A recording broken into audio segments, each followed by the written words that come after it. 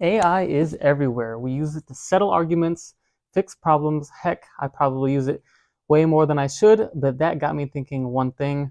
What if I let AI design the ultimate F-body build? What kind of monster would it create? Let's find out.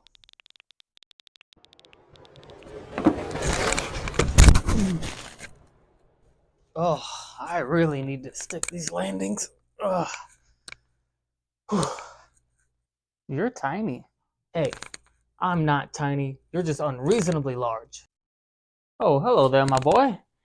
So you want me to build the ultimate F-body, huh?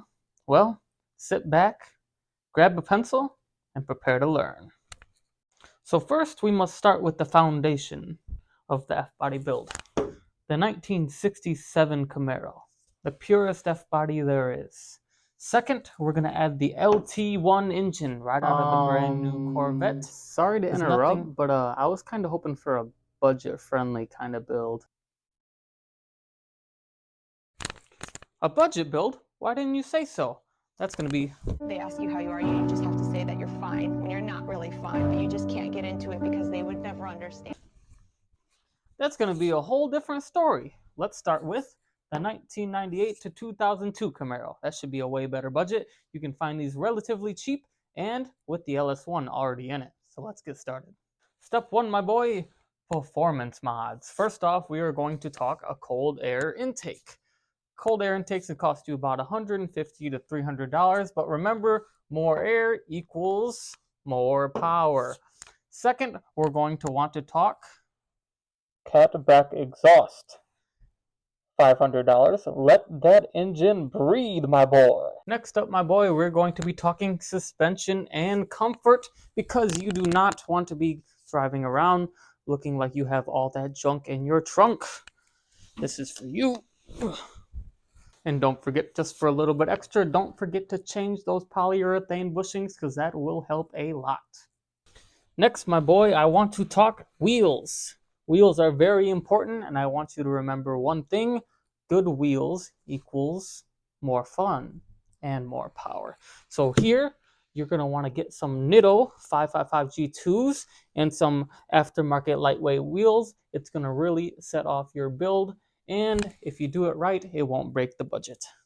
Now for one of the more creative sides of a project you can do here, we are going to talk interior modifications. First off, you're going to want to change that old head unit, like this brick here, and let's talk like this unit here, a double-din Apple CarPlay radio. You can go over the budget or under the budget with this, so be careful. Let's talk a couple other options we can do.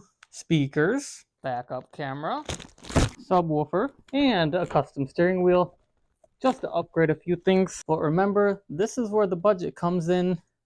Most of the time, you're going to want to be careful here because you can go really far, really fast. Let's move on. Next up, my boy, we will be talking exterior. So we have a pair of headlights here.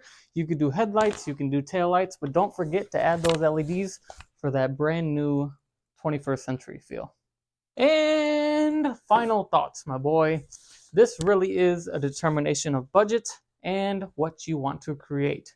Other factors here we could list: camshaft for that, wake up everybody in the neighborhood vibe, or tint, so your neighbors don't know who's driving the car that's so loud. But that really is up to what you want to create. Honestly, if you want to build the ultimate F-body daily driver, this is how I would create it. And that's about it. I hope you learned something today, my boy, and I'm always here for more questions. And remember, don't ever trust a car that doesn't have a back seat. Oh, and before I forget, my boy, did you know in 1950 gasoline was so toxic that it could backfire and turn your car into a bomb? Would you like to know more?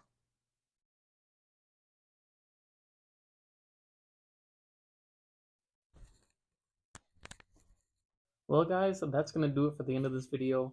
AI actually did make this whole list, so let me know which ones I should do. Obviously, I've done a couple already, but you let me know down in the comments. Well, I'll see you on the next one.